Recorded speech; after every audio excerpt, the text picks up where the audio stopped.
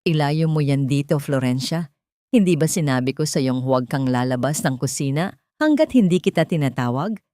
Amoy mumurahing mantikilya ang buong sala, nakakahiya sa mga bisita. Ang boses ni Tristan ay tila isang hagupit ng malamig na hangin na bumasag sa masiglang tawanan sa loob ng marangyang sala ng mansyon ng mga Vergara. Nanigas si Florencia sa kanyang kinatatayuan habang nanginginig ang mga kamay na hawak ang isang bandehadong porselana. Sa ibabaw nito ay ang isang cake na maingat niyang binaka ng 10 oras mula sa pagbati ng mga itlog hanggang sa matiyagang pagbabantay sa init ng hurno. Sa ilalim ng kanyang suot na makapal na guwantes, kumikirot ang kanyang mga daliri dahil sa pasong natamo kaninang madaling araw. Tiniis niya ang lahat ng hapdi, umaasang ang tamis ng icing na gawa sa sarili niyang mga kamay ay magpapaalala kay Tristan sa kanilang mga simpleng simula. Noong ang tanging yaman nila ay ang pangarap at ang pagmamahal sa isa't isa, ngunit ang katotohanan ay may ibang lasa. Sa kanyang harapan, hindi siya tiningnan ng kanyang asawa. Ang mga mata ni Tristan ay nakapako kay Flordeliza, ang babaeng nakakapit sa kanyang braso na tila ba ito ang tunay na reyna ng tahanang iyon. Ang suot na pulang sutla ni Flordeliza ay kumikinang sa ilalim ng mga dambuhalang chandelier, isang malupit na kabaligtaran sa marungis na apron at maputlang mukha ni Florencia na dulot ng puyat. "Tristan, don't be too harsh," wika ni Flordeliza habang may mapanuyang ngiti sa kanyang mga labi. Baka naman gusto lang tayong i-surprise ni Florencia.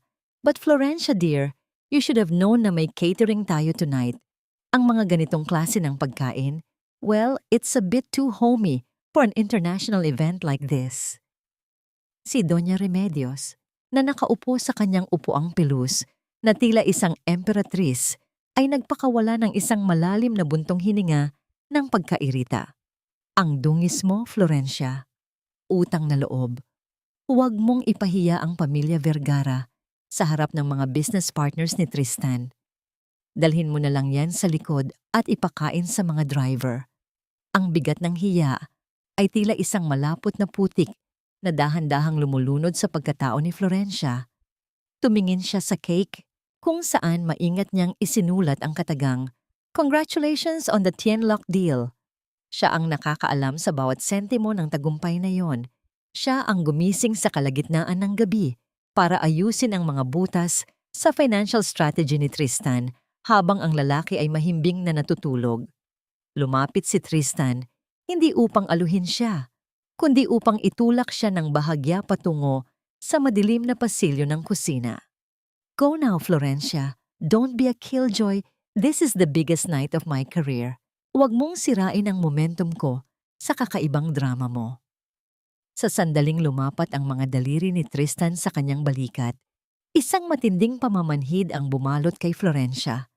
Ang kanyang mga kamay, napagod sa pagmamahal at paglilingkod, ay biglang nawalan ng lakas. Ang bandehadong porselana ay dulas sa kanyang mga daliri. Ang pagbagsak ay hindi lumikha ng isang ingay ng pagkabasag, kundi isang tunog ng isang pangarap na nalasog sa malamig na sahig. Ang puting porselana ay nagkadurog-durog, at ang matamis na cream na pinagpuyatan ni Florencia ay humahalubilo na sa dumi ng sahig. Tumalsik sa makintab na sapatos ni Tristan at sa laylayan ng mamahaling damit ni Flordeliza.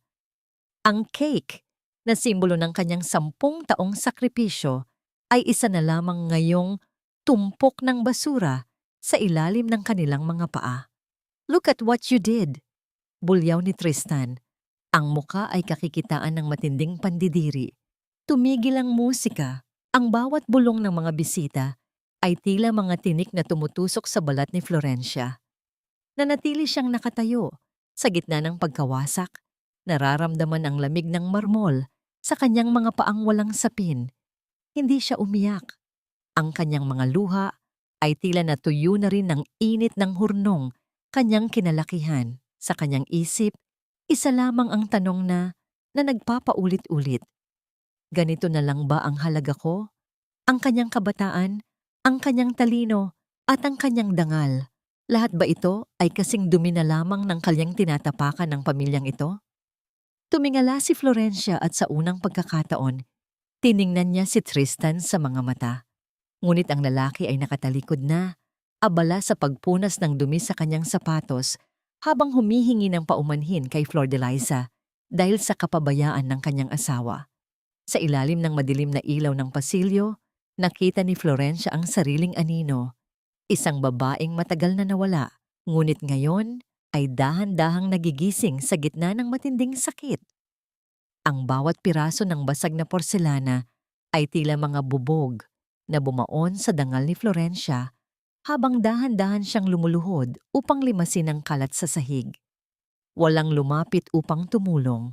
Ang mga anino ng mga bisitang nagkukwentuhan ay tila mga dambuhalang linta na sumisipsip sa natitira niyang lakas. Sa gitna ng halakhakan, tanging ang tunog ng pagkayod ng basahan sa malamig na marmol ang naririnig ni Florencia. Isang himig ng pagkaalipin na 10 taon na niyang kinakanta. Huwag kang umarte na parang biktima rito, Florencia. You're making the guests uncomfortable with that face. Ang tinig ni Doña Remedios ay lumapit. Kasing talim ng patalim at kasing lamig ng yelo, tumigil ang matanda sa harap mismo ni Florencia. Ang amoy ng mamahaling lavender at pulbos ay sumulasok sa ilong ni Florencia, hinaluan ng amoy ng malansang itlog mula sa nasirang cake. Tumayo ka riyan, ayusin mo ang sarili mo at kumuha ka ng bagong baso para sa mga bisita sa garden. Utos ng matanda.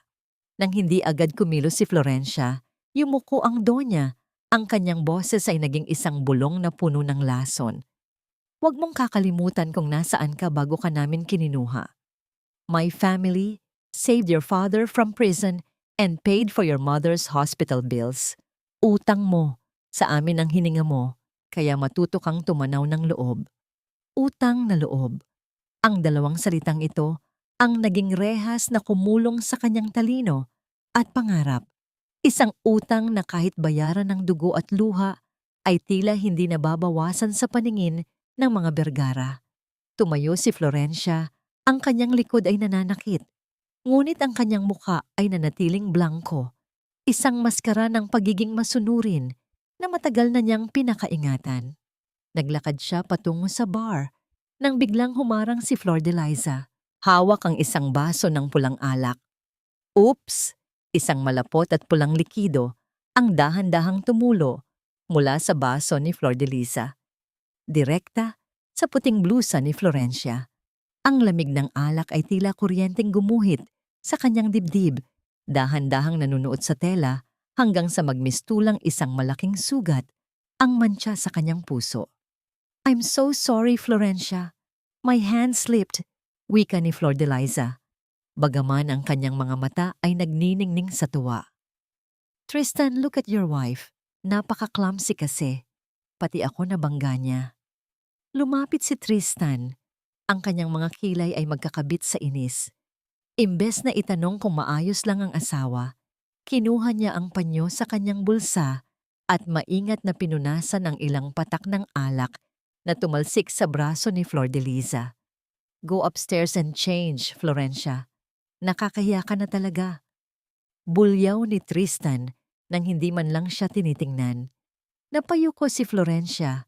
Sa puntong yon, ang kanyang paningin ay natuon sa sapatos ni Flordeliza, isang pares ng Christian Louboutin na kulay ginto. Alam ni Florencia ang halaga niyon, $2,000.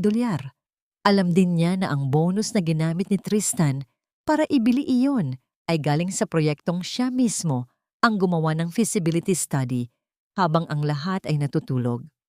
Ang perang pinambili ng sapatos na yumuyurak sa kanyang pagkatao ay galing sa sarili niyang pawis. Walang imik na tumalikod si Florencia habang paakyat sa marangyang hagdanan. Bawat hakbang ay tila pag-akyat sa bundok ng Kalbaryo. Pumasok siya sa kanilang silid, isang silid na mas mukhang museo kaysa sa isang tahanan. Kinuha niya ang coat ni Tristan na nakasampay sa kama upang ilagay sa closet. Ngunit nang mahawakan niya ang tela, may isang bagay na matigas ang naramdaman niya sa bulsa. Dahan-dahan niyang dinukot iyon. Isang mamahaling lipstick. Ang kulay ay deep crimson.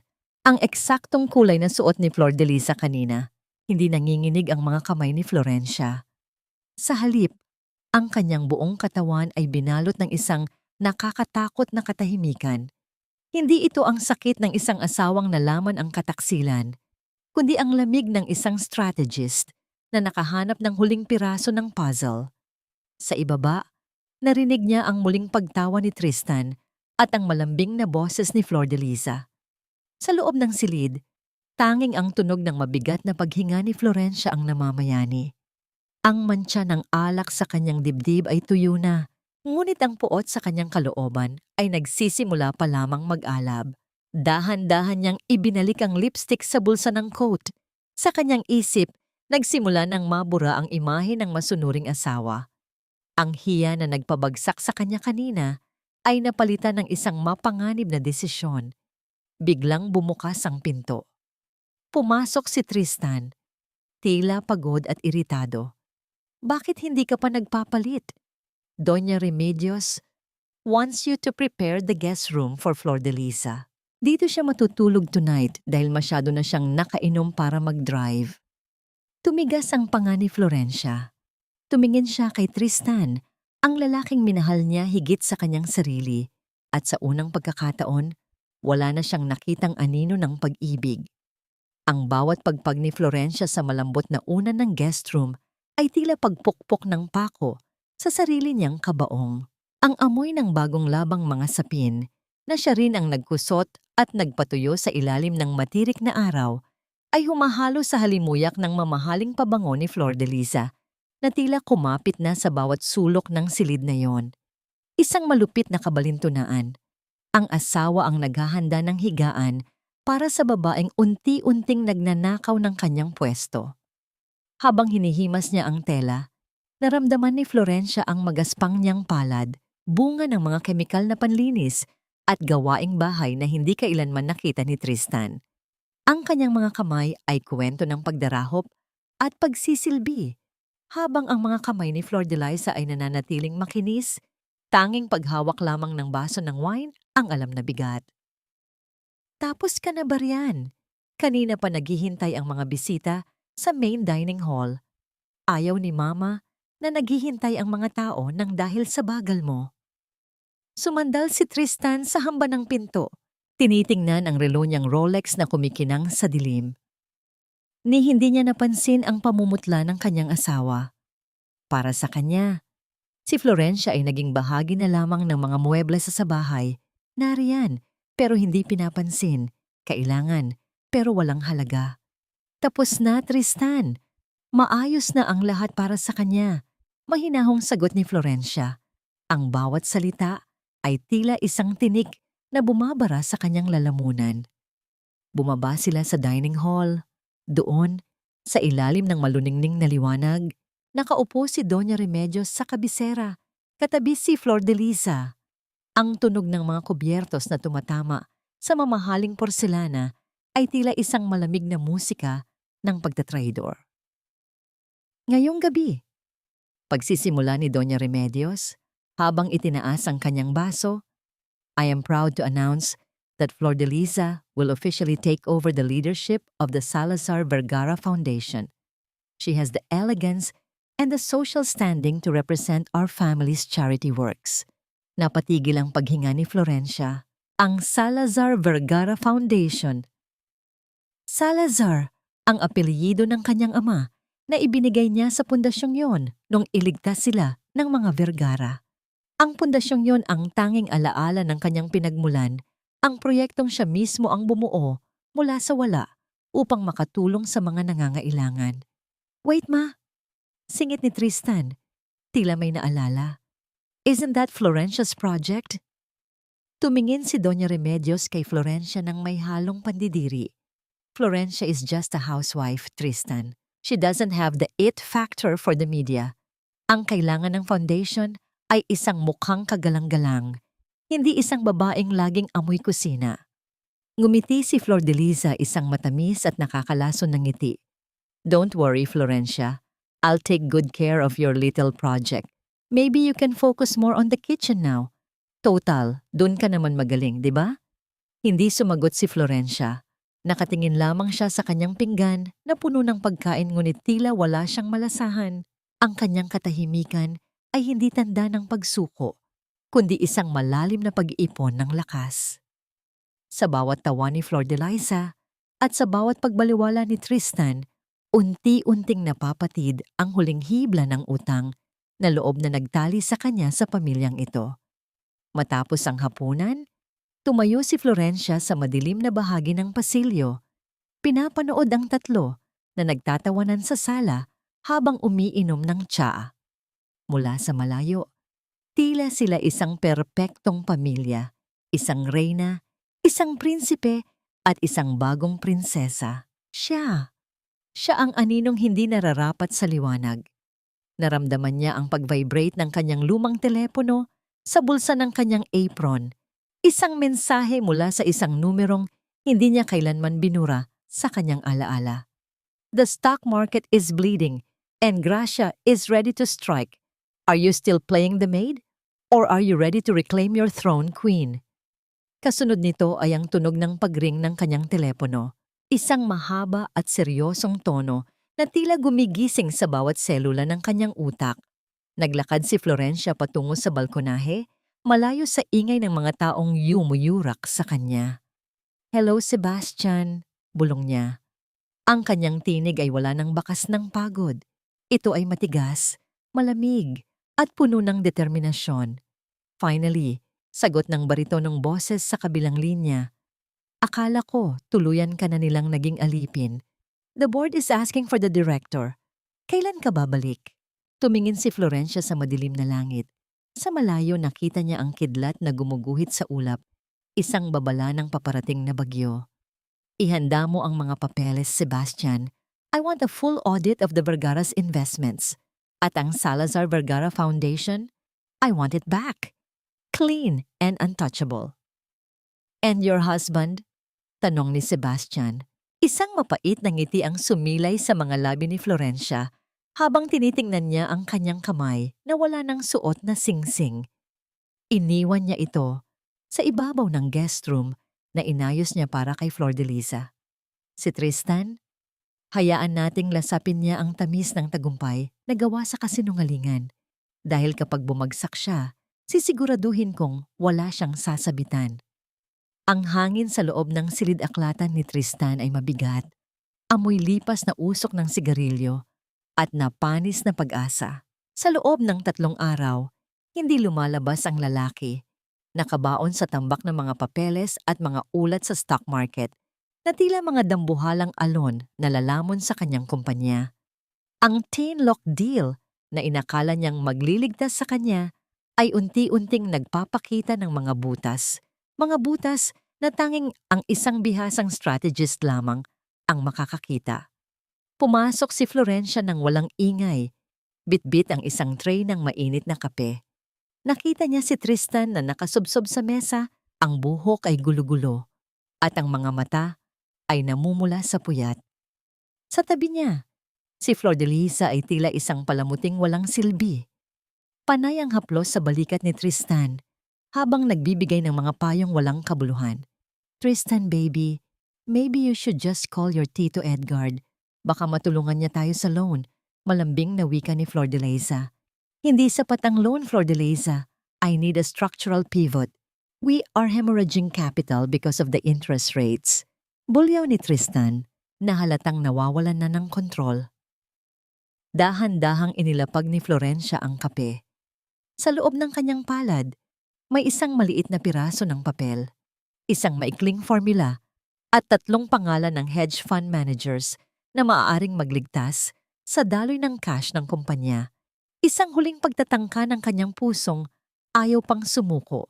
Isang huling hibla ng malasakit para sa lalaking pinangakuan niya sa harap ng altar. Tristan, mahinahong tawag ni Florencia. I looked at the reports you left on the dining table last night. Kung ililipat mo ang assets mo sa mezzanine financing at hihingi ka ng grace period sa Gracia, baka may pagkakataon pa. Hindi natapos ni Florencia ang kanyang sasabihin. Tumayo si Tristan ng padaglak. Ang kanyang upuan ay kumaladkad sa sahig na lumikha ng isang matinis at nakakangilong tunog. Ano bang alam mo, Florencia? Ang kanyang boses ay puno ng pait at pangungutya. Manatili ka sa kusina. Manatili ka sa paglalaba at paglilinis ng dumi namin.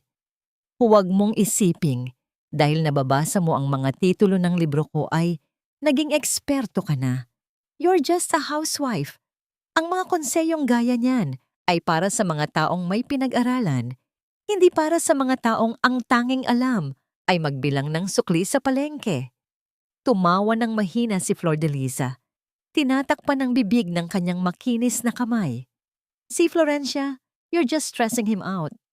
Bakit hindi mo na lang itimpla ng bagong juice si Doña Remedios? I think she's calling you. Nanatiling nakatayo si Florencia. Ang sakit na naramdaman niya ay hindi na tila saksak ng kutsilyo, kundi isang malamig na pamamanhid. Ang papel sa kanyang kamay ay dahan-dahan niyang nilamukos. Ang kanyang huling alay ng kabutihan ay itinuring na isang insulto. Sa paningin ni Tristan, siya ay isang walang utak na katuwang, isang anino na walang karapatang magkaroon ng liwanag. Tama ka, Tristan. Pulong ni Florencia. Mananatili ako kung nasaan ang nararapat para sa akin. Lumabas siya ng silid at nagtungo sa kusina. Sa tapat ng kalan, pinanood niya ang asul na apoy na sumasayaw. Inilapit niya ang piraso ng papel na naglalaman ng solusyon sa problema ni Tristan. Pinanood niya kung paano dilaan ng apoy ang mga sulat kamay niya, kung paano naging abo ang huling pag-asa ng pamilya Vergara. Ang amoy ng nasusunog na papel ay humalo sa amoy ng niluluto niyang hapunan, mabango ngunit nakakalason. Wala nang natira kundi ang itim na abo sa ibabaw ng asul na apoy. Florencia. Ang boses ni Doña Remedios ay umalingaw-ngaw mula sa pasilyo. Pumasok ang matanda, hawak ang isang listahan ng mga pangalan. Bukas na ang announcement ng engagement ni Tristan at Flordeliza. I want you to prepare the 12-course meal for 50 people at siguraduhin mong ang mga serbidora ay maayos ang suot. I don't want any of your homey disasters again. Tumingin si Florencia sa kanyang ina-inahan. Ang matanda ay nakangiti. Tila ba ang pag-uutos sa asawa na magluto para sa engagement ng kanyang asawa sa ibang babae ay isang karaniwang bagay lamang. Opo, Doña Remedios, sagot ni Florencia. Ang kanyang mga mata ay hindi kumukurap. Ihahanda ko ang isang piging na hindi ninyo kailanman malilimutan. Good. Be useful for once. Wika ng matanda bago tumalikod. Nang maiwan siyang mag-isa, kinuha ni Florencia ang kanyang telepono. Nagpadala siya ng mensahe kay Sebastian. Execute the short sale on Vergara Holdings, now. Ang gabi ng engagement ni Tristan ay hindi magiging isang pagdiriwang. Ito ay magiging isang libing. Ang gintong liwanag mula sa mga kandelabra ay sumasayaw sa ibabaw ng mahabang mesang nararamtan ng pinakamahal na telang lino mula sa Europa.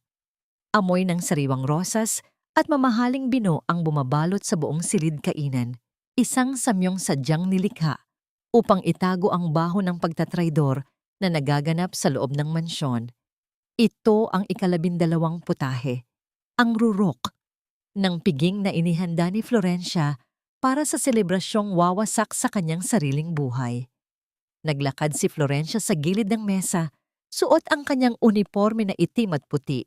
Ang kanyang presensya ay tila isang aninong hindi pinapansin ng mga bisitang abala sa pagpupuri sa rangya ng pamilya Vergara. Ang kanyang mga paa, na ilang oras nang nakatayo sa mainit na kusina, ay nakakaramdam na ng matinding pangangawit. Ngunit ang kanyang likod ay nananatiling tuwid. Ang sarap talaga ng luto mo, Florencia. You really outdid yourself tonight. Wika ni Flordeliza habang dahan-dahang hinihiwa ang steak. Ngumiti siya kay Tristan na nasa kanyang tabi. Sabi ko sa iyo, Tristan, kailangang busog ang mga investors bago mo ilabas ang kontrata. Hindi sumagot si Tristan. Nakatuon ang kanyang pansin sa kanyang baso ng champagne. Tila iniiwasan ang anumang pagkakataon na magtama ang kanilang paningin ni Florencia. Tumayo si Doña Remedios, itinaas ang kanyang baso, at ang tunog ng kristal na bahagyang tinamaan ng kutsara ay nagpatigil sa lahat ng usapan. Ang katahimikan ay naging mabigat, kasing bigat ng telang pelus na nakasabit sa mga bintana. Friends, family, and partners. Simula ng matanda, ang kanyang boses ay puno ng awtoridad. Tonight is not just about a business success. It is about the future of the Vergara legacy. Tristan and Flordeliza have decided to unite not just their hearts, but also their empires. Let us toast to their upcoming engagement. Isang masiglang palakpakan ang pumuno sa silid. Sa gitna ng katuwaan, nanatiling nakatayo si Florencia sa dulo ng mesa. Inaasahan ng lahat na makikita ang pagluha ng isang sawing asawa, ang pagmamakaawa ng isang babaeng mawawala ng tahanan. Ngunit sa halip na hikbi, isang mahinang tawa ang kumawala sa mga labi ni Florencia. Isang tawa na hindi puno ng galit, kundi ng isang mapait na kalayaan. Tumigil ang palakpakan. Lumingon si Tristan sa kanya. Ang kanyang mukha ay kakikitaan ng pagkabigla at hiya. Florencia, what are you doing? Umalis ka na rito. Strategic decision, di ba? Ani Florencia, ang kanyang tinig ay malinaw at buo, na tila isang hiyaw ng trumpeta sa gitna ng digmaan. Nagtataka lang ako, Tristan. Sa lahat ng itinuro ko sa iyo tungkol sa pagnenegosyo, hindi mo ba natutunan na ang pinakapiligrosong kaaway ay ang taong alam ang lahat ng sikreto mo? Naglakad si Florencia patungo sa pwesto ni Tristan. Mula sa kanyang bulsa, kinuha niya ang isang maliit na bagay. Dahan-dahan niya itong inilapag sa gitna ng porselanang pinggan ni Tristan. Isang matinis at malinaw na tunog ng metal na tumama sa porselana ang umalingaw-ngaw sa buong silid nang bumagsak ang kanyang singsing sa kasal. Ang gintong hiyas ay wala ng kintab, mabalasik at pagod na, huling saksi sa 10 taon ng pananahimik. Ipinamimigay ko na ang kalayaan mo, Tristan. At kasabay nito, binabawi ko na ang lahat ng ibinigay ko sa pamilyang ito. Ang talino ko, ang pasensya ko, at ang pangalan ng tatay ko na ginamit ninyong panakipbutas sa inyong mga utang. Florencia, stop this nonsense. Utang na loob mo sa amin ang lahat. Sigaw ni Doña Remedios. Ang kanyang mukha ay namumula na sa galit. Tumingin si Florencia sa matanda. Ang kanyang mga mata ay nagniningning sa ilalim ng ilaw ng chandelier. Ang utang na loob ko, Doña Remedios, ay nabayaran na ng bawat patak ng pawis ko sa kusinang ito at ng bawat $1,000,000 na pumasok sa kumpanya ninyo dahil sa akin. Ngayong gabi, quits na tayo. Tumingin siya sa huling pagkakataon kay Tristan, na ngayon ay nakatitig sa singsing sa kanyang pinggan. I understand strategic decisions, Tristan, because starting tomorrow, you will realize that I am the one who taught you how to play the game. And now, I'm the one taking the board away. Isang malamig na katahimikan ang bumalot sa dining hall habang dahan-dahang hinubad ni Florencia ang kanyang apron at binitiwan ito sa sahig. Ang tunog ng tela na bumagsak sa marmol ay tila isang huling hininga. Tumalikod siya at naglakad palabas ng mansyon. Ang kanyang bawat hakbang ay nag-iiwan ng bakas ng paglaya. Hindi niya nilingon ang kanyang nakaraan. Sa labas ng tarangkahan, isang itim na sasakyan ang naghihintay. Ang ilaw nito ay tila mga mata ng isang maninila sa dilim. Ang bawat yabag ni Florencia sa mahabang pasilyo ng mansyon ay tila isang huling pamamaalam sa mga aninong naging saksi ng kanyang pagtitiis. Bitbit ang isang luma at kupas na maleta. Ang tanging gamit na dinala niya noong pumasok siya sa pintuang ito, 10 taon na, ang nakararaan. Naramdaman niya ang bigat ng bawat alaala. Amoy ng mamahaling wax sa sahig at ang nanunuot na halimuyak ng mga imported na bulaklak ang tila sumasakal sa kanya sa huling pagkakataon. Sa may pintuan naghihintay si Doña Remedios. Ang kanyang mukha ay isang larawan ng matinding pagkamuhi. Ang mga labi ay nakakuyom habang pinagmamasdan ang babaeng itinuring niyang alipin sa loob ng 1 dekada. Saan mo akalaing pupunta, Florencia, you are nothing without the Vergara name. Mapait na wika ng matanda. Ang kanyang boses ay tila kalawang na kumakain sa katahimikan ng gabi. Lalabas ka sa ulan na, yan na walang kahit isang sentimo. You will starve. Babalik ka rin sa amin na parang asong nagmamakaawa dahil wala kang alam gawin kundi ang magsilbi sa amin. Huminto si Florencia sa harap ng dambuhalang pintong gawa sa Nara. Hindi siya lumingon. Ang lamig ng gabi ay nagsisimula nang pumasok mula sa siwang ng pinto, nanunuot sa kanyang manipis na blusa. Ang gutom ay kayang tiisin, Doña Remedios. Mahinahong sagot ni Florencia. Ang kanyang tinig ay malalim, tila galing sa ilalim ng lupa. Pero ang mawalan ng dangal sa ilalim ng bubong na ito, iyon ang hindi ko na kayang sikmurain. Keep your money. Ibinabayad ko na yan sa lahat ng sakit na ipinaranas ninyo sa akin. Binuksan ni Florencia ang pinto. Ang tunog ng pagtama ng mabigat na kahoy sa dingding ay nilunod ng marahas na buhos ng ulan sa labas. Agad siyang sinalubong ng hagupit ng hangin, basang-basa ang kanyang mukha sa loob lamang ng ilang segundo. Naglakad siya palabas, tinatahak ang mahabang driveway ng mansyon. Sa bawat hakbang, nararamdaman niya ang pagsipsip ng putik sa kanyang suot na mumurahing sapatos.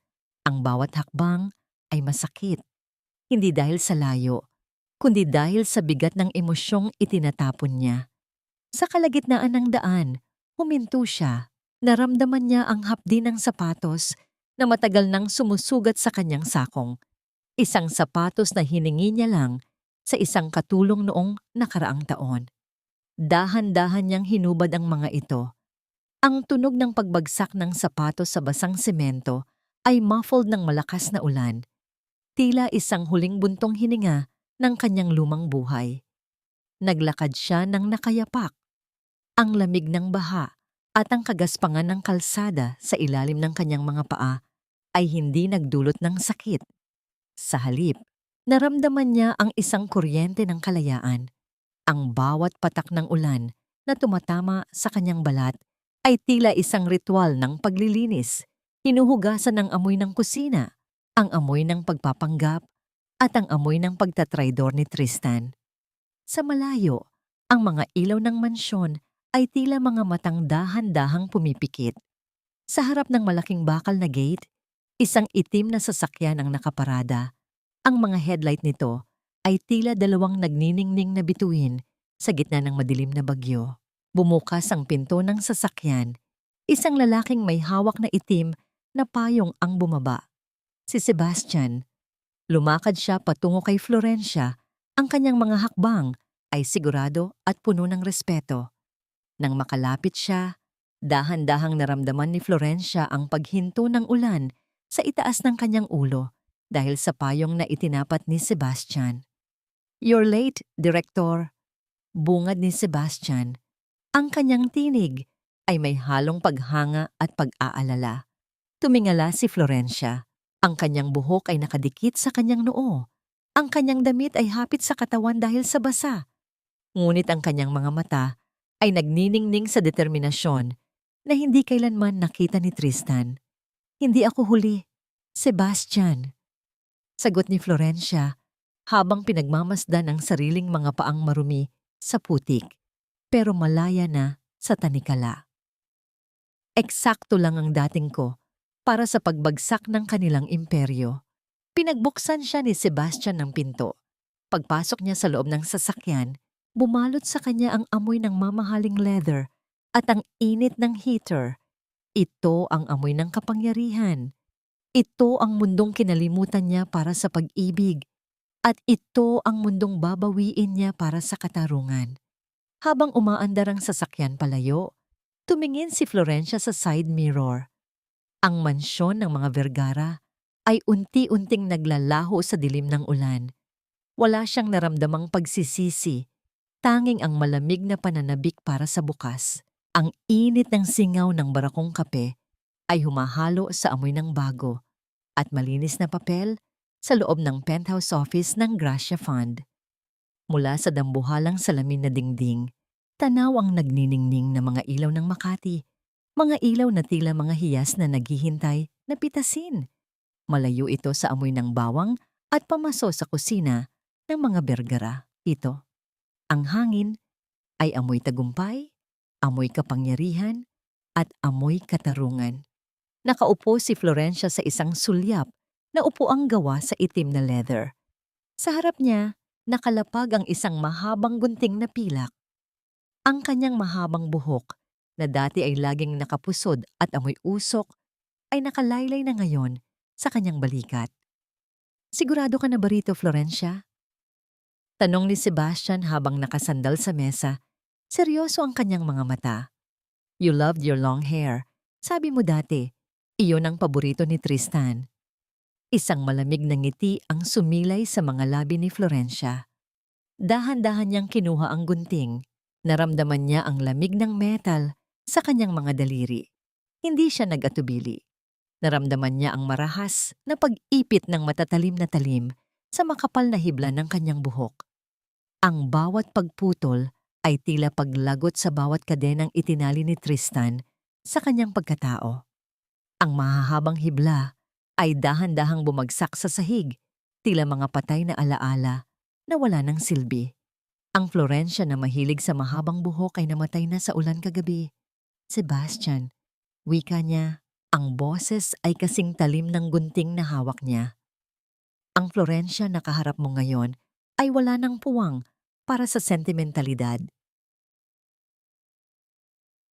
Tumayo si Florencia at humarap sa salamin. Ang kanyang buhok ay hanggang balikat na lamang ngayon, tuwid at matapang. Naglakad siya patungo sa walk-in closet na ipinahanda ni Sebastian. Hinubad niya ang kanyang lumang damit at isinuot ang isang charcoal gray na power suit. Ang tela ay hapit sa kanyang katawan. Kasing tibay ng baluti ng isang mandirigma. Isinuot niya ang kanyang itim na stiletto. Hindi na ito ang sapatos na nakakasugat, kundi sapatos na handang yumapak sa sinumang haharang sa kanyang dadaan. Paglabas niya, napatayo si Sebastian. The director has finally returned. Hindi lang ako bumalik para magtrabaho. Sebastian, tugon ni Florencia habang isinusuot ang kanyang salamin. Bumalik ako para maningil. Umupo siya sa harap ng computer at sinimulang buksan ang mga encrypted files ng Gracia. Ang kanyang mga daliri ay mabilis na kumilos sa keyboard, tila isang pianistang tumutugtog ng isang madilim na kanta. Sa bawat pagpindot, lumalabas ang mga graph, ang mga utang, at ang mga sikretong transaksyon ng Vergara Holdings. Biglang napatigil ang kanyang mga daliri. Isang folder na may markang Project Resurrection, 2021 ang lumitaw.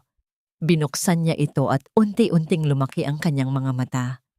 Naramdaman niya ang isang matinding lamig na gumuhit sa kanyang sikmura. Doon, sa loob ng dokumento, ay ang mga pirma ni na Doña Remedios at ng yumaong tatay ni Florencia. Ngunit may mali. Ang petsa ng dokumento ay 1 linggo bago mamatay ang kanyang ama sa isang aksidente sa construction site ng mga Vergara. Sebastian, look at this. Bulong ni Florencia. Ang kanyang paghinga ay naging mabigat. Ang bailout na ibinigay ko sa kanila 3 taon na ang nakararaan. Hindi iyon ang unang beses na niligtas sila ng pamilya ko. Lumapit si Sebastian at binasa ang ulat. Vergara Holdings was completely bankrupt 4 years ago. Ginamit nila ang life insurance at ang lahat ng ari-arian ng tatay mo para isalba ang pangalan nila. At ang pirma rito, Florencia, this was forged. Naramdaman ni Florencia ang pagdagundong ng galit sa kanyang dibdib. Hindi lang pala utang na loob ang naging tali niya sa mga Vergara, kundi isang malaking kasinungalingan. Pinatay nila ang kanyang ama sa trabaho, ninakaw ang kanyang mana, at pagkatapos ay pinamukha sa kanya na siya ang may utang na loob dahil kinupkop nila siya. Ang kanyang kamao ay mahigpit na nakakuyom hanggang sa bumaon ang kanyang mga kuko sa kanyang palad. Walang luha, tanging ang apoy ng paghihiganti na nagniningas sa kanyang mga mata. Akala ko sapat na ang iwan silang mahirap. Wika ni Florencia. Ang boses ay tila isang sumpa. Pero ngayon, sisiguraduhin kong sa bilangguan sila, hihingi ng kanilang huling hapunan. Dahan-dahang gumapang ang sikat ng araw sa mga ukit na nara ng mansyon ng mga Vergara, ngunit tila hindi nito kayang tunawin ang ginaw na namuo sa pagitan ng mga pader nito. Amoy ng sunog na kape ang nanunuot sa dining hall. Isang palatandaan na wala na ang mga kamay na dating maingat na nagtitimpla nito. Mula nang umalis si Florencia, ang bawat sulok ng bahay ay tila nawalan ng kaluluwa, naging isang marangyang kahon na puno ng alikabok at inis. Tristan, bakit ganito ang lasa ng kape? At ang breakfast, bakit malamig na? Bulyaw ni Doña Remedios habang itinutulak ang platong may lamang tuyong omelette. Si Tristan, na nakatitig lamang sa kanyang cellphone, ay hindi man lang nagangat ng tingin. Ang kanyang mukha ay tila tumanda ng 10 taon sa loob ng ilang araw. Ang mga graph sa kanyang screen ay puro kulay pula, mga palatandaan ng pagbagsak ng halaga ng kanilang stocks. Ma, we have bigger problems than coffee, sagot ni Tristan. Ang boses ay paos at puno ng pagod. The investors are backing out. Someone is short-selling our stocks in massive volumes. Parang may linta na sumisipsip sa lahat ng kapital natin. Pumasok si Flordelisa sa silid, suot ang isang mamahaling silk robe, ngunit ang kanyang mukha ay balot ng makapal na makeup upang itago ang pagkabalisa. Baby, I told you, maybe it's just a market correction. Don't worry. My contacts in the offshore market said they can help us. We just need to move some of the foundation's funds to cover the margin calls. Napatigil si Tristan. The Salazar Vergara Foundation, that's for charity, Flordelisa. It's untouchable. Lumapit si Flordelisa at hinaplos ang balikat ni Tristan. Ang kanyang boses ay naging malambing na tila isang sirena sa gitna ng dagat. Strategic move lang ito, Tristan. We'll put it back as soon as the market stabilizes. Do you want to lose the company? Do you want Doña Remedios to lose this house? Think of it as a temporary loan. Sa kabilang dako ng lungsod, sa loob ng malamig at tahimik na opisina ng Gracia, pinapanood ni Florencia ang bawat galaw nila sa digital na mapa ng kanilang mga bank accounts. Ang liwanag mula sa computer screen ay nagpapakita ng talim sa kanyang mga mata. Sa tabi niya, si Sebastian ay tahimik na nagbabasa ng ulat. She's taking the bait, Director, bulong ni Sebastian. Flordelisa is moving the foundation funds to a dummy account. She's not saving the company. She's preparing her exit strategy. She's stealing from Tristan. Isang malamig na tawa ang kumawala sa mga labi ni Florencia. Ang kanyang mga daliri ay dahan-dahang humaplos sa gilid ng kanyang baso ng tsa.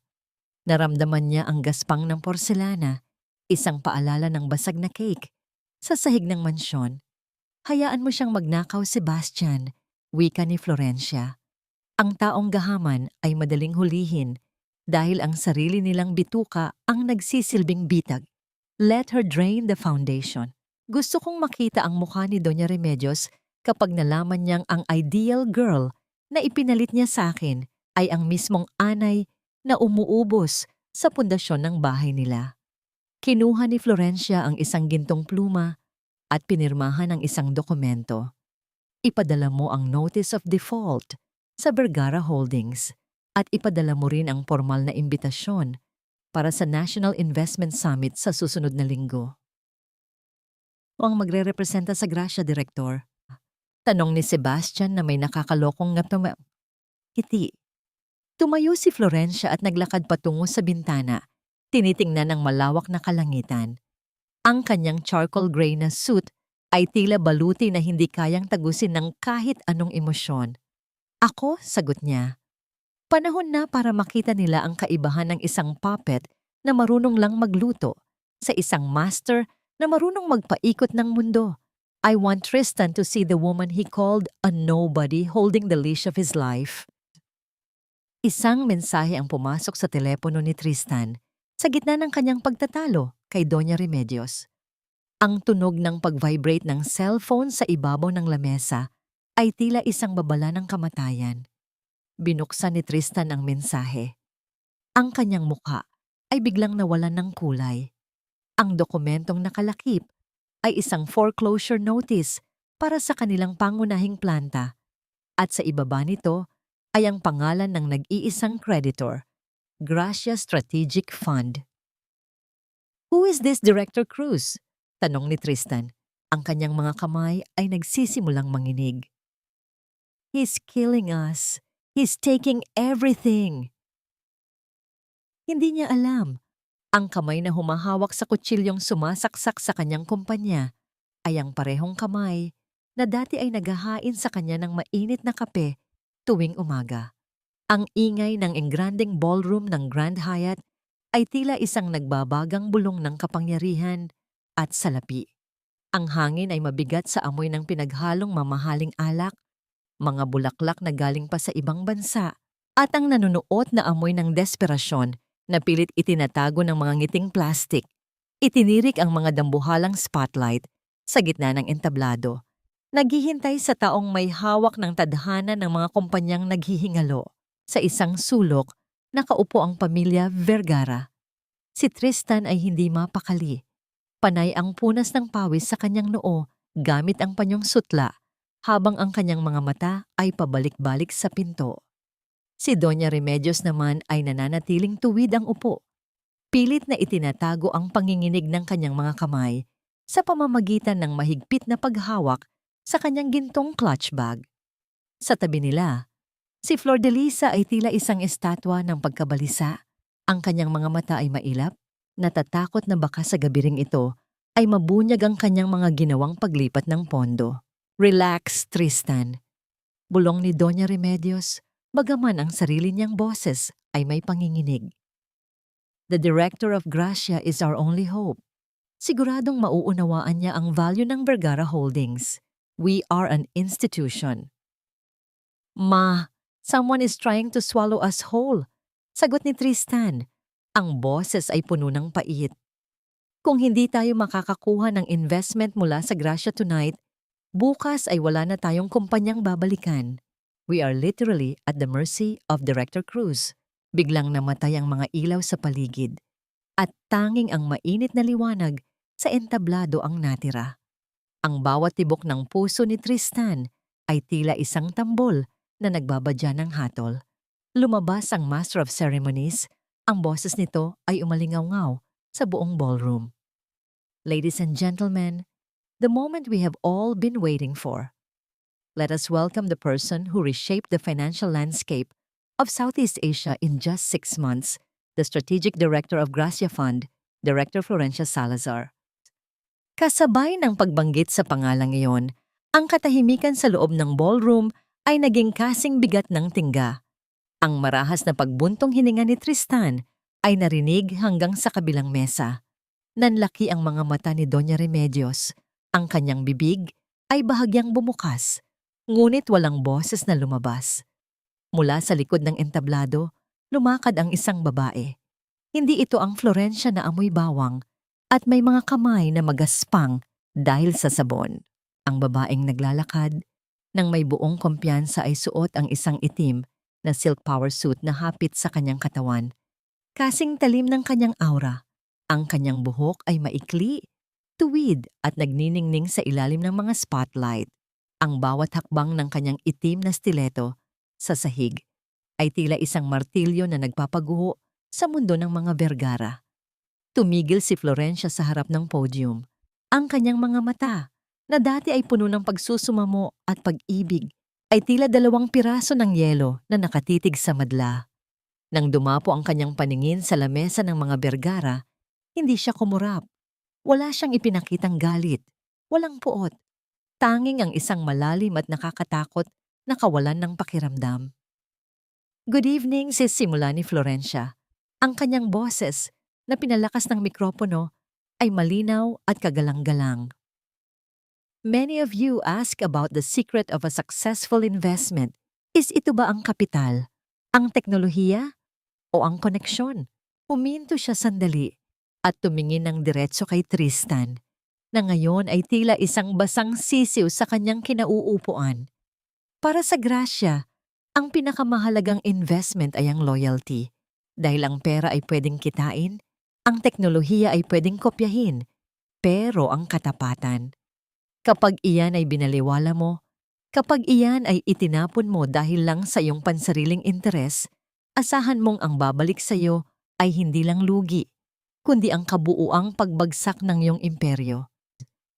Ang bawat salita ni Florencia ay tila isang sampal na dumadapo sa mukha ni Doña Remedios. Ang mga bisita sa paligid ay nagsimulang magbulungan. Ang kanilang mga parinig ay tila mga bubuyog na sumusugod sa mga Vergara. Is that his wife? Diyos ko, siya ba yung itinuring nilang katulong? How ironic! Ang taong binaliwala nila, siya na ngayon ang humahawak sa leeg nila. Pagkatapos ng kanyang maikling talumpati, bumaba si Florencia sa entablado.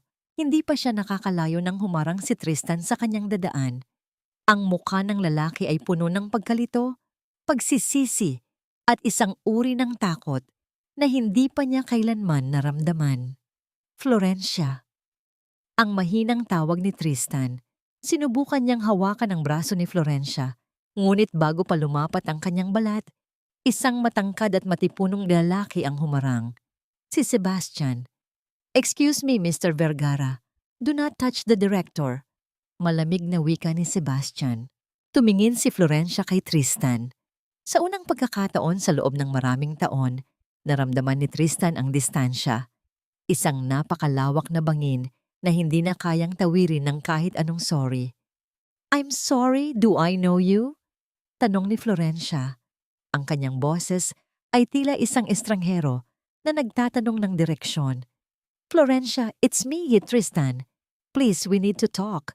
Ang kumpanya natin ay bumabagsak. You can't do this to us. We're family. Isang manipis at mapait na ngiti ang sumilay sa mga labi ni Florencia. Inayos niya ang kanyang salamin at tumingin sa paligid. Sa marangyang ballroom na dati ay pangarap lang niya. At ngayon ay pag-aari na niya ang atensyon ng lahat. Family, pag-uulit ni Florencia. Ang pamilya ay nag-aalaga. Tristan, ang pamilya ay hindi nagnanakaw ng dangal at pag-aari ng isa't isa. As for the company, it's not our company anymore. It's just a line of numbers in my system. At base sa data na nakikita ko, you are a bad investment. Tumalikod si Florencia at naglakad palayo. Iniwan si Tristan na nakatayo sa gitna ng maraming tao. Hiyang-hiya at talunan. Sa malayo, nakita ni Florencia si Doña Remedios na tila hihimatayin na, habang si Flor de Lisa ay mabilis na naglalakad patungo sa exit. Malamang ay nagpaplano na kung paano itatakas ang natitirang pera. Naramdaman ni Florencia ang isang uri ng katahimikan sa kanyang kalooban. Hindi ito ang saya ng paghihiganti, kundi ang ginhawa ng paggising mula sa isang napakahabang bangungot. Ang katahimikan sa loob ng mansyon ng mga Vergara ay hindi na ang katahimikang puno ng awtoridad at yaman. Ito ay isang nakabibinging pananahimik ng isang libingan, malamig, mapanglaw, at amoy alikabok na nagsisimulang mamuo sa mga sulok ng mga mamahaling muebles. Wala na ang halimuyak ng mamahaling kape sa umaga. Ang tanging nananatili ay ang amoy ng napanis na pagkain sa kusina at ang masangsang na amoy ng alak mula sa mga basong iniwan ni Tristan sa kung saan-saan. Wala na siya, ma. Tangay niya ang lahat. Ang boses ni Tristan ay tila galing sa ilalim ng lupa. Nakaupo siya sa sahig ng kanyang opisina sa harap ng isang bukas na vault na wala ng laman kundi ang hangin. Ang mga dokumento ng pag-aari, ang mga hiyas na minana pa sa mga ninuno, at ang huling pondo ng kumpanya ay kinuha ni Flor de Lisa bago pa sumikat ang araw. Ang babaeng itinuring nilang pag-asa ay lumikas na patungong ibang bansa. Iniwan silang balot sa utang at kahihiyan. Si Doña Remedios ay nakatayo sa gitna ng sala, nakatitig sa portrait ng kanyang asawa. Ang kanyang mga kamay, na dati ay laging may hawak na gintong abaniko, ay nanginginig na ngayon habang nakakuyom sa kanyang dibdib. Naramdaman niya ang isang matinding hapdi sa kanyang puso, hindi dahil sa pag-ibig, kundi dahil sa sugat ng kanyang nagdurugong hiya. Kasalanan mo ito, Tristan. Bulong ng matanda. Ang kanyang boses ay basag. Wala na ang talim na dati ay ginagamit niya upang saktan si Florencia. Pinagpalit mo ang isang brilyante sa isang pirasong salamin na sumugat sa ating lahat. Isang tunog ng paghinto ng sasakyan sa labas ang bumasag sa kanilang pagtatalo. Hindi ito ang malakas na busina ng isang bisita, kundi ang marahan at sigurado na pag-ikot ng gulong sa graba. Pagkalipas ng ilang sandali, bumukas ang malaking pintong narra. Hindi ito itinulak ng marahas, kundi binuksan ng may pormalidad. Pumasok ang isang grupo ng mga lalaking nakasuit, pinangungunahan ni Sebastian Cruz. Hawak niya ang isang itim na folder na may tatak ng Gracia Strategic Fund. Ang tunog ng kanyang mga sapatos sa marmol na sahig ay tila isang martilyo ng hustisya na tumatama sa bawat hakbang. Mr. Vergara, Doña Remedios. Simula ni Sebastian, ang kanyang tinig ay walang emosyon. Narito kami upang ipatupad ang writ of possession. Ang mansyong ito, pati na ang lahat ng ari-ariang nakapaloob dito, ay opisyal na ng kinuha ng Gracia dahil sa inyong default sa loan na nagkakahalaga ng 300 milyong piso. Hindi maaari, sigaw ni Doña Remedios. Ang kanyang mukha ay namumula sa galit at takot. Dito ako ipinanganak, dito namatay ang asawa ko. Hindi ninyo kami pwedeng palayasin na parang mga aso. Ang batas ay walang pinipiling pangalan, Donya. Malamig na tugon ni Sebastian. Meron kayong 2 oras upang kunin ang inyong mga personal na gamit. Pagkatapos niyon, ang lahat ng labas-pasok sa bahay na ito ay ipagbabawal na. Tumingin si Tristan kay Sebastian. Ang kanyang mga mata ay puno ng pagsusumamo. Sebastian, parang awa mo na. Sabihin mo kay Florencia. Sabihin mo sa kanya na mag-uusap kami. Alam kong mahal pa niya ako. Hindi niya magagawa ito sa pamilya ko. Isang mapait na ngiti ang lumitaw sa mga labi ni Sebastian. Ang Florencia na kilala ninyo ay matagal niyo nang pinatay sa kusinang yon. Ang direktor na pinaglilingkuran ko ngayon, wala siyang pakialam sa inyo. Para sa kanya, isa na lamang kayong masamang alaala na kailangang burahin sa kanyang balance sheet. Nagsimulang maglabas ng mga gamit ang mga tauhan ng Gracia. Ang mga painting na dati ay ipinagmamalaki ni Doña Remedios ay dahan-dahang ibinababa at binabalot sa bubble wrap. Ang bawat kalansing ng porselana at bawat tunog ng paghila ng muebles ay tila isang saksak sa pride ng mga Vergara. Si Doña Remedios ay napaupo sa hagdanan. Ang kanyang marangyang damit ay nakaladkad na sa maruming sahig. Pinanood niya kung paano ilabas ang kanyang paboritong chandelier. Naramdaman niya ang lamig ng hangin na pumapasok sa mansyon, isang hangin na naamoy ulan at amoy kalungkutan. Utang na loob. Bulong ng matanda. Isang huling pagtatangka na gamitin ang sandatang dati ay nagpabagsak kay Florencia. Ngunit walang sumagot. Walang Florencia na lalapit upang hagurin ang kanyang likod. Walang Florencia na magtitimpla ng mainit na tsaa upang pakalmahin ang kanyang loob.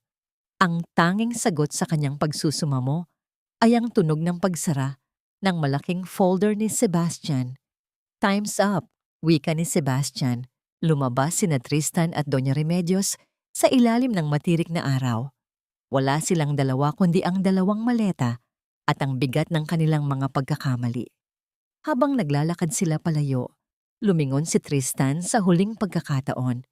Nakita niya ang isang itim na sasakyan na nakaparada sa tapat ng gate. Bahagyang bumaba ang bintana ng sasakyan. Doon, sa loob ng malamig at komportableng loob ng kotse, nakita niya si Florencia.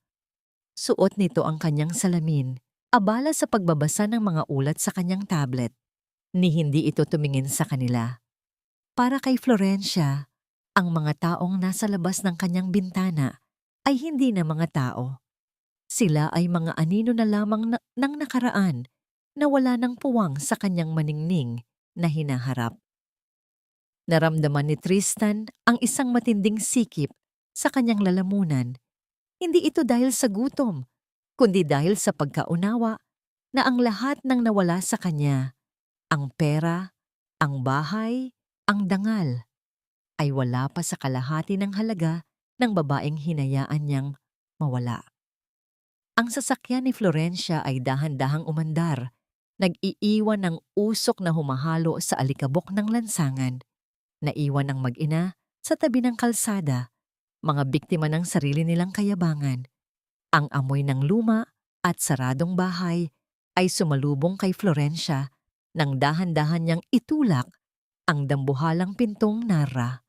Wala na ang halimuyak ng mamahaling rosas na pilit na ipinapabango ni Doña Remedios sa sala. Ang tanging nananatili ay ang amoy ng alikabok na sumasayaw sa ilalim ng mga sinag ng araw na tumatagos sa mga bintana. Ang katahimikan sa loob ng mansyon ay tila isang malalim na buntong hininga ng isang higanting sa wakas ay nakatulog na. Naglakad si Florencia patungo sa gitna ng sala. Ang bawat tunog ng kanyang mga sapatos sa marmol na sahig ay tila isang pag-angkin sa bawat pulgada ng lupang ito. Huminto siya sa harap ng pader kung saan dati ay nakasabit ang malaking portrait ng pamilya Vergara. Ngayon, ang tanging naiwan ay ang bakas ng kwadro sa pintura, isang maputlang parihaba na tila isang peklat sa mukha ng mansyon. Direktor, narito na ang mga interior architects at ang legal team. Wika ni Sebastian na pumasok ng walang ingay. Hawak niya ang isang asul na folder na naglalaman ng mga bagong plano para sa gusali. Tumingin si Florencia sa kanyang paligid. Ang kanyang mga mata ay hindi na naghahanap ng pag-ibig o pagtanggap. Sebastian, ayaw kong manatili ang bahay na ito bilang isang mansyon. I want to tear down these walls of arrogance. Gawin nating headquarters ito ng Salazar Empowerment Center. Ang kusinang yon, turo niya sa madilim na pasilyo. Gawin nating state-of-the-art training facility para sa mga kababaihang nais matuto ng pananalapi at pagnenegosyo. And the master bedroom director? Tanong ni Sebastian. Isang mapait na ngiti ang sumilay sa mga labi ni Florencia. Gawin nating library. I want books to fill the space where lies were once whispered. Gusto kong ang bawat sulok ng bahay na ito na naging saksi sa aking pagluha ay maging saksi naman ngayon sa pagbangon ng iba. Naglakad sila patungo sa silid-aklatan ni Tristan. Doon, sa ibabaw ng mesa ay may isang maliit na sobrang iniwan ang mga awtoridad. Binuksan ito ni Sebastian at iniabot ang isang dokumento kay Florencia. The forensic audit is complete, Director. Seryosong wika ni Sebastian. Napatunayan ng mga eksperto na ang pirma ng iyong ama sa mga dokumento ng pagsasanla ng kanyang mga lupain ay peke. Doña Remedios and their legal counsel back then conspired to steal your father's legacy right after his accident. Naramdaman ni Florencia ang isang matinding kuryente ng sakit at ginhawa na dumaloy sa kanyang buong katawan.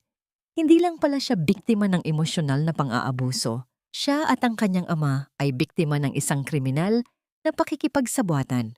Ang utang na loob na palaging isinusumbat sa kanya ay isang malaking kasinungalingan na itinayo sa ibabaw ng nakaw na yaman. Dahan-dahang hinaplos ni Florencia ang kahoy na mesa.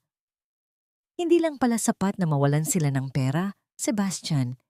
Kailangan nilang harapin ang hustisya ng batas. Ipadala mo ang lahat ng ebidensyang ito sa National Bureau of Investigation. I want the criminal charges filed by tomorrow morning. Estafa through falsification of public documents. No bail recommended. Masusunod, Director. Tugon ni Sebastian. Paano si Tristan? He's been calling the office, begging for a chance to explain. Tumingin si Florencia sa labas ng bintana. Nakita niya ang mga hardinero na nagsisimulang bunutin ang mga lantang halaman sa garden. Ang garden kung saan siya dati ay nagsisilbi bilang isang hamak na dekorasyon. Ang mga patay ay hindi na nagpapaliwanag, Sebastian. Malamig na wika ni Florencia. At para sa akin, si Tristan Vergara ay isang bangkay na nakalimutan ko na sa ilalim ng ulan noong gabing lumabas ako sa pintuang iyon. Tell him his explanation is 10 years too late. Kung meron siyang gustong sabihin, sabihin niya sa korte. Lumabas si Florencia sa balkonahe. Ang hangin ay amoy ulan, amoy kalayaan, at amoy ng bagong simula. Sa unang pagkakataon, sa loob ng maraming taon, naramdaman niya ang tunay na bigat ng kanyang pangalan. Hindi siya isang Vergara. Siya ay si Florencia Salazar at ang kanyang pangalan ay hindi na kailanman muling yuyurakan ng sinuman. Mula sa ibaba, nakita niya ang mga trabahador na ibinababa ang malaking karatula mula sa isang truck. Sa gintong mga letra, nakasulat ang Salazar Foundation, Reclaiming Dignity. Naramdaman ni Florencia ang isang mainit na luha na gumulong sa kanyang pisngi. Hindi luha ng hapdi, kundi luha ng isang anak na sa wakas ay naipaghiganti ang dangal ng kanyang ama. Ang hangin sa loob ng maliit at baradong silid ng isang hamak na boarding house sa labas ng Maynila ay mabigat at amoy luma. Wala na ang malawak na pasilyo ng mansyon. Ang tanging nakapaligid kina Tristan at Doña Remedios ay ang mga bakbak na pader na tila dahan-dahang lumiliit upang sakalin sila sa kanilang kinauupuan. Ang init ng tanghali ay nanunuot sa bubong na yero, nagdadala ng butil-butil na pawis na humahalo sa luha ng matanda. Hindi ko kayang tumira sa ganitong lugar, Tristan. Bulong ni Doña Remedios habang nakaupo sa isang plastik na upuan. Ang kanyang boses ay nanginginig. Wala na ang dating bagsik na nakapagpatahimik kay Florencia sa loob ng 10 taon. Amoy agiw ang paligid at ang ingay ng mga tao sa labas ay tila mga hiyaw ng mga demonyo. Wala na tayong ibang mapupuntahan na. Pwede pastisima na, sagot ni Tristan na nakatitig sa kanyang mga kamay na dati ay malinis at amoy mamahaling sabon, ngunit ngayon ay magaspang na sa pagbubuhat ng kanilang iilang natitirang gamit. Lahat ng accounts natin ay naka-freeze. Lahat ng kaibigan natin biglang nawala. We are ghosts in our own city. Ang kanilang pagtatalo ay bumasag ng isang marahas na pagkatok sa pintong gawa sa manipis na plywood. Ang tunog ng kamaong tumatama sa kahoy ay tila isang hatol ng kamatayan. Nang buksan ni Tristan ang pinto, sinalubong siya ng 4 na lalaking nakauniporme ng pulis, kasama ang isang lalaking pamilyar sa kanila, si Sebastian Cruz, Tristan Vergara at Doña Remedios Vergara. Simula ng opisyal habang inilalabas ang isang dokumentong may selyo ng korte. Inaaresto namin kayo sa kasong large-scale estafa at falsification of public documents. May warrant of arrest na inilabas ang RTC Branch 14 laban sa inyo. Naramdaman ni Doña Remedios ang paghinto ng kanyang mundo. Ang lamig ng bakal na posas na lumapat sa kanyang mga pulso ay tila isang kuryenteng pumatay sa huli niyang pag-asa. Ang tunog ng pagkakalansing ng metal ay umalingaw-ngaw sa buong silid, kasing pait iyon ng katotohanang bumagsak sila matapos ang rurok ng kanilang kayabangan. Hindi maaari. My father built that company. Sigaw ni Tristan habang pilit na kumakawala. Florencia is doing this. Tell her she's a monster. Sinira niya ang pamilya ko. Ang pamilya ninyo ang nagdala sa sarili ninyo sa sitwasyong ito, Mr. Vergara. Malamig na tugon ni Sebastian. May mga desisyong ginawa na nagdulot ng pinsala sa iba. Ngayon, ang batas ay kumikilos batay sa mga yon. Sa labas ng boarding house, tahimik na nagmamasid ang ilang tao. Habang unti-unting bumibigat ang hangin sa gitna ng pangyayaring nagbabago sa kapalaran ng lahat. Sa gitna ng makitid at maalikabok na kalsada, nakaparada ang itim na sasakyan ni Florencia. Dahan-dahang bumaba ang bintana ng sasakyan habang inilalabas ng mga pulis ang mag-ina. Ang mga kapitbahay ay naglalabasan ang kanilang mga parinig at bulungan ay tila mga latigo na humahagupit sa hiya ni Doña Remedios. Sila ba yung dating mayaman? Kawawa naman, magnanakaw pala. Ayan ang karma. Ang taas ng lipad. Sa putikan din ang bagsak. Tumingin si Tristan sa loob ng sasakyan. Nakita niya si Florencia. Tahimik, kagalang-galang, at punong-puno ng dignidad. Walang bakas ng galit sa kanyang mukha. Tanging niyang isang malalim na pagkahabag na mas masakit pa kaysa sa sampal. Florencia, please! Sigaw ni Tristan habang isinasakay siya sa mobile ng pulis. Utang na loob. Stop this for the sake of our years together. Do you really want to see me behind bars? Dahan-dahang tinanggal ni Florencia ang kanyang salamin at tumitig ng diretso sa mga mata ni Tristan. Ang kanyang boses ay mahinahon. Ngunit ang bawat salita ay tila isang huling hininga. Ang utang na loob, Tristan, ay ibinibigay sa mga taong marunong rumespeto sa kapwa. Binigyan kita ng 10 taon ng buhay ko, ng talino ko, at ng katapatan ko. Ngunit sinagot mo ako ng pandaraya at pangungutya. Wika ni Florencia. Hindi ako ang nagpakulong sa inyo. Ang sarili ninyong pirma at ang inyong kasakiman ang gumawa ng rehas na yan. I am just a witness to the justice my father deserved. Isinara ni Florencia ang bintana ng sasakyan. Ang tunog ng pagsara ng salamin ay tila ang huling tuldok sa kwento nila. Habang umaandar ang sasakyan palayo, pinanood ni Florencia sa side mirror ang paglalaho ng mobile ng pulis sa gitna ng usok at alikabok. Naramdaman niya ang isang matinding gaan sa kanyang dibdib. Wala na ang amoy ng kusinang sumasakal sa kanya. Wala na ang tinig na laging nagpapaliit sa kanyang pagkatao. Ang bawat patak ng ulan na nagsimulang pumatak sa bintana ng sasakyan ay tila isang basbas ng kalayaan. Sa loob ng selda ng presinto, ang amoy ng ihi at lumang semento ang sumalubong kina Tristan at Doña Remedios. Ang tunog ng pagsara ng bakal na pinto ay umalingaw-ngaw ng matagal. Isang simponya ng pagtatapos. Doon, sa gitna ng dilim, sa wakas ay natutunan ni Tristan ang kahulugan ng tunay na pagkawala. Hindi ang nawalang pera o ari-arian, kundi ang nawalang pagkakataon na mahalin ang nag-iisang babaeng naging totoo sa kanya. Ang amoy ng luma at matapang na Clorox sa loob ng visiting area ng City Jail ay tila isang malapot na usok na kumakapit sa lalamunan. Malayo ito sa halimuyak ng mga sariwang bulaklak at mamahaling kandila sa dati nilang tahanan. Dito, ang tanging maririnig ay ang kalansing ng mga susi ng gwardiya at ang mahihinang hikbi na tila nanggagaling sa kailaliman ng lupa. Nakaupo si Florencia sa likod ng makapal na salamin. Ang kanyang puting terno ay nagniningning sa gitna ng madilim at maruming silid. Isang buhay na paalala ng kalinisan sa gitna ng kabulukan. Nang bumukas ang bakal na pinto, iniluwan nito ang isang lalaking halos hindi na makilala. Si Tristan, ang kanyang buhok ay gulo-gulo, ang kanyang mga mata ay lubog at napapaligiran ng itim na marka ng puyat at dusa. Ang dilaw na t-shirt na uniforme ng bilanggo ay maluwag sa kanyang nangangayayat na katawan. Sa pag-upo niya sa harap ni Florencia, nanginginig ang kanyang mga kamay habang hawak ang lumang telepono upang makausap ang babaeng nasa kabilang panig ng salamin. Florencia.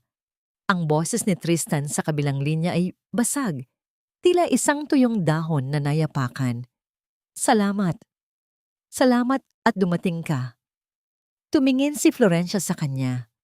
Walang galit sa kanyang mga mata, tanging ang isang malamig na pagtanggap sa katotohanan. Naparito ako, hindi para makinig sa iyong mga paliwanag, Tristan. Naparito ako para tapusin ang lahat. Patawarin mo ako, Florencia. Hikbi ni Tristan. Ang kanyang mga luha ay mabilis na pumatak sa maruming lamesa. I was blind. I was so stupid. Flor de Lisa took everything. My money, my pride, my future. But the biggest loss was you. Ngayong narito ako sa dilim, doon ko lang nakita na ikaw ang tanging liwanag ko. Isang mapait na ngiti ang sumilay sa mga labi ni Florencia. Hinaplos niya ang kanyang maikling buhok Isang kilos ng paglaya. Hindi ako liwanag, Tristan. Ako ay isang tao na ginawa mong anino sa loob ng 10 taon. Ang sakit na nararamdaman mo ngayon, iyan ay hindi dahil mahal mo ako. Iyan ay dahil wala ka ng pakinabang sa akin. Hindi totoo yan. I love you, Florencia. Utang na loob. Help me get out of here, my mother. Doña Remedios is losing her mind inside the cell. She's calling your name every night. Sinasabi niyang patawarin mo siya. Gagawin namin ang lahat. Magsisilbi kami sa'yo. Huwag mo lang kaming iwan dito. Inilapit ni Florencia ang kanyang mukha sa salamin. Naramdaman ni Tristan ang lamig ng aura ng babaeng dati ay pinagsilbihan siya. Tristan, listen to me carefully. Mahinahong wika ni Florencia. I once thought my value was measured by how much I could sacrifice for you. I baked your cakes. I fixed your business. I washed your insults with my tears. But now, looking at you behind that glass, I realize you are just a bad debt that I have finally written off. Oh, masiyan din ni Masay ni. Naglabas si Florencia ng isang dokumento mula sa kanyang bag at idinikit ito sa salamin. Ito ay ang final decree ng kanilang annulment at ang formal na paglilipat ng lahat ng natitirang ari-arian ng mga Vergara sa Salazar Foundation. Simula ngayong araw, ang pangalang Vergara ay wala nang kinalaman sa akin. Ang mansyon ngayon ay punong-puno na ng mga kababaihang tinuturuan kong maging malakas upang hindi nila sapitin ang sinapit ko sa kamay ninyo. Ang bawat sentimong ninakaw ninyo sa tatay ko ay gagamitin ko para sa kanila. Florencia, please, don't do this. Pagsusumamo ni Tristan, ang kanyang mga kamao ay humahampas sa salamin, ngunit walang tunog ng pag-alingaw-ngaw, tanging ang muffled na kalabog ng desperasyon. Ibinaba ni Florencia ang telepono. Tumayo siya ng may buong dignidad. Pinanood niya kung paano hilahin ng mga gwardya si Tristan pabalik sa loob ng selda. Ang huling nakita niya ay ang mukha ng lalaking dati ay itinuring niyang mundo, na ngayon ay isa na lamang maliit na tuldok sa gitna ng kawalan. Lumabas si Florencia sa gusali ng city jail. Sinalubong siya ng init ng araw at ang sariwang hangin ng kalayaan. Sa labas, naghihintay si Sebastian, nakasandal sa itim na sasakyan. May hawak na isang buke ng mga puting lilis, ang paboritong bulaklak ni Florencia na hindi kailanman nalaman ni Tristan. Tapos na ba, Direktor? Tanong ni Sebastian nang may banayad ng ngiti. Hindi, Sebastian. Sagot ni Florencia habang tinatanggap ang mga bulaklak. Ang bango ng mga ito ay humahalo sa amoy ng bagong simula. Ngayon pa lang nagsisimula ang tunay na buhay ko. Sumakay si Florencia sa sasakyan at hindi na muling lumingon sa likod. Ang sugat na 10 taon na binubulok ng kasinungalingan ay sa wakas ay tuyo na. At sa ibabaw nito ay tumutubo ang isang bagong pagkatao na hindi na kailanman muling luluhod sa harap ng sinuman. 1 taon ang lumipas na tila isang mabilis na pag-ikot ng pahina sa isang makapal na aklat. Ang mansyon ng mga Vergara na dati ay balot ng takot at mapangaping katahimikan, ngayon ay umaalingaw-ngaw sa tunog ng mga masisiglang usapan at ang kalansing ng mga tasa sa gitna ng tawanan. Ang amoy ng nilulutong kakanin at ang halimuyak ng mga sariwang sampagita ay sumasayaw sa hangin. Pinalitan ng dating amoy ng pamaso at alikabok ng nakaraan. Sa gitna ng malawak na hardin, nakatayo si Florencia. Suot niya ang isang simple, ngunit eleganteng bestidong linen na kulay asul, kasing linaw ng langit sa umagang iyon. Pinagmamasdan niya ang isang grupo ng mga kababaihan, mga dating biktima ng pang-aabuso at kahirapan, na ngayon ay abala sa pag-aaral ng financial literacy sa ilalim ng malalaking puno ng mangga. Director Florencia, salamat po sa pagkakataong ito. Wika ng isang batang ina habang mahigpit na hawak ang kanyang certificate ng graduation. Dahil sa Salazar Foundation, hindi na ako matatakot na tumayo sa sarili kong mga paa. Ngayon, alam ko na ang halaga ko. Ngumiti si Florencia, isang nangiting hindi na umaabot sa pagpanggap. Hinawakan niya ang magaspang na kamay ng babae, nararamdaman ng init ng pag-asa na dati ay siya rin ang naghahanap. Ang iyong halaga, iha, ay hindi kailanman nakadepende sa sasabihin ng ibang tao. Tandaan mo yan, sa bawat hakbang mo palabas ng pintuang ito. Naglakad si Florencia patungo sa kanyang opisina nang marinig niya ang tunog ng pag-ikot ng gulong ng sasakyan sa graba. Huminto ang isang itim na SUV at bumaba si Sebastian. Ngunit sa pagkakataong ito, hindi ito ang seryosong Sebastian na may hawak na mga papeles ng kaso. May dala siyang isang maliit na basket ng mga prutas at isang balita na tila huling tuldok sa isang mahabang talata. May balita na mula sa correctional, Florencia. Bungad ni Sebastian habang naglalakad sila patungo sa balkonahe.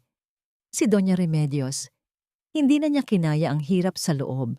Ilang buwan na siyang hindi kumakain at laging may kausap na anino sa pader.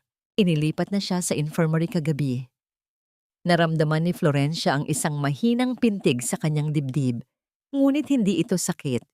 Ito ay ang katahimikan ng isang taong wala ng utang na damdamin. At si Tristan? Si Tristan ay nananatiling nasa general population. Tugon ni Sebastian.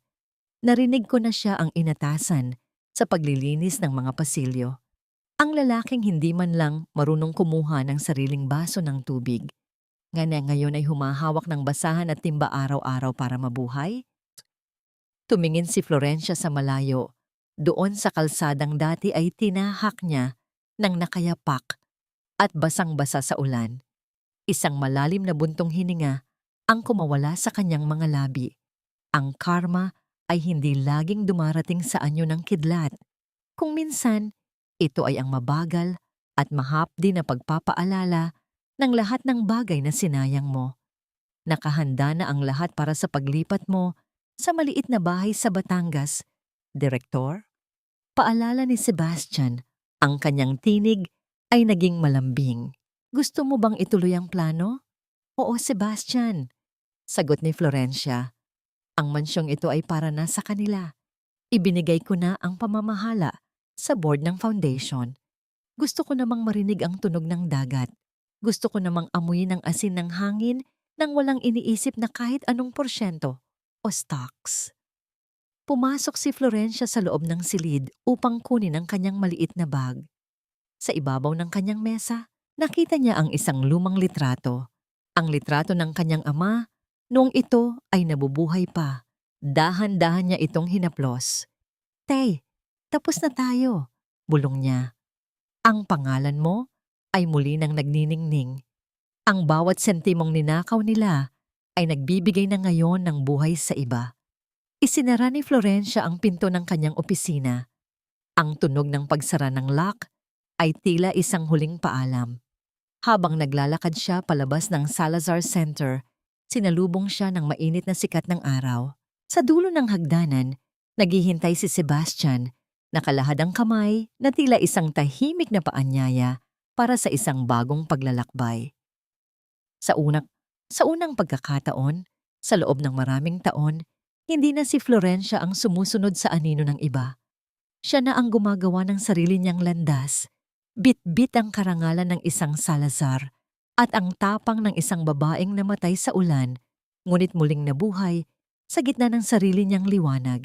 Ang banayad na paghampas ng mga alon sa dalampasigan ng Batangas ay tila isang uyayi na nagpapatulog sa mga alaala ng bagyo. Dito, sa maliit na bahay na yari sa puting bato at kahoy, ang hangin ay hindi amoy usok ng syudad o lason ng pagtatraydor. Ang bawat simoy ay puno ng alat ng dagat at ang tamis ng kalayaang hindi na kailanman mababawi ng sinuman. Nakaupo si Florencia sa beranda, hawak ang isang tasa ng kapeng barako. Wala na ang kanyang suot na mamahaling power suit. Ngayon ay balot siya ng isang malambot na silk robe na kulay puti, kasing busilak ng kanyang bagong simula. Ang kanyang mga kamay, na dati ay puno ng paso at sugat mula sa kusina ng mga Bergara, ngayon ay makinis na at payapa. Tanging ang dulo ng kanyang pluma ang nag-iiwan ng marka habang nagsusulat siya sa kanyang talaarawan. Isang lumang dyaryo ang nakapatong sa mesa. Ang petsa ay noong nakaraang buwan. Sa loob ng mga pahina nito, nakasulat ang huling hatol sa Vergara Estafa Case. 12 taon na pagkakakulong para kay Tristan at habambuhay na pagkakaospital sa mental facility para kay Doña Remedios. Ang pangalang Vergara ay tuluyan ng nabura sa listahan ng mga makapangyarihan, naging isang babala na lamang sa mga taong ang pundasyon ay itinayo sa buhangin ng kasinungalingan. Narinig ni Florencia ang tunog ng pagbukas ng pinto mula sa kusina.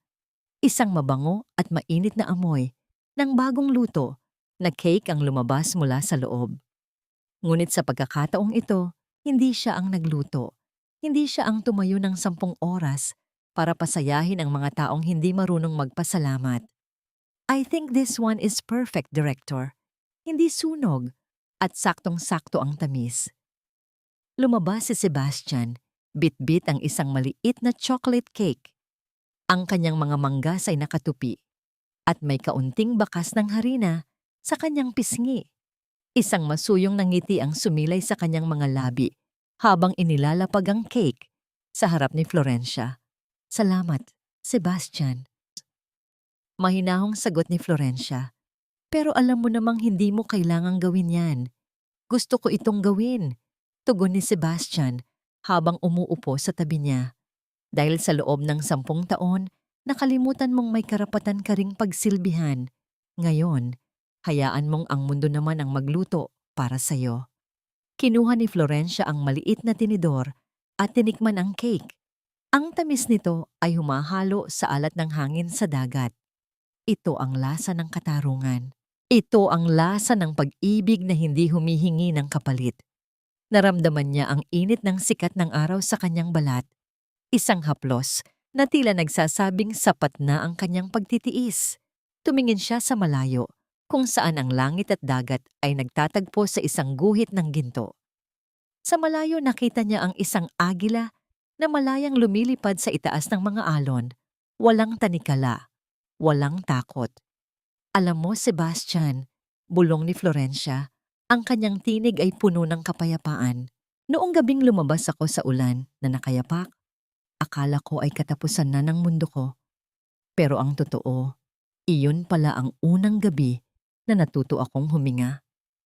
Hinawakan ni Sebastian ang kanyang kamay, isang mahinahon at magalang na hawak na nagpapakita ng isang pangakong hindi na kailangang bigkasin. Ang agila ay hindi nilikha para manatili sa kulungan, Florencia. Nilikha ka para sa malawak na langit.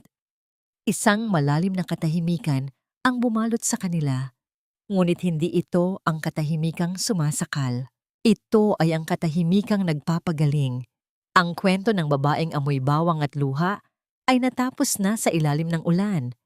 Ang kwentong nagsisimula ngayon ay ang kwento ng isang babaeng nagmamay-ari na ng kanyang sariling pangalan, ng kanyang sariling puso, at ng kanyang sariling tadhana. Sa dulo ng dalampasigan, ang araw ay dahan-dahang lumulubog, nag-iiwan ng isang maningning na bakas sa tubig. Sa huling pagkakataon, binitiwan ni Florencia ang lahat ng pait ng nakaraan. Siya ay si Florencia Salazar, malaya, kagalang-galang, at higit sa lahat, buo.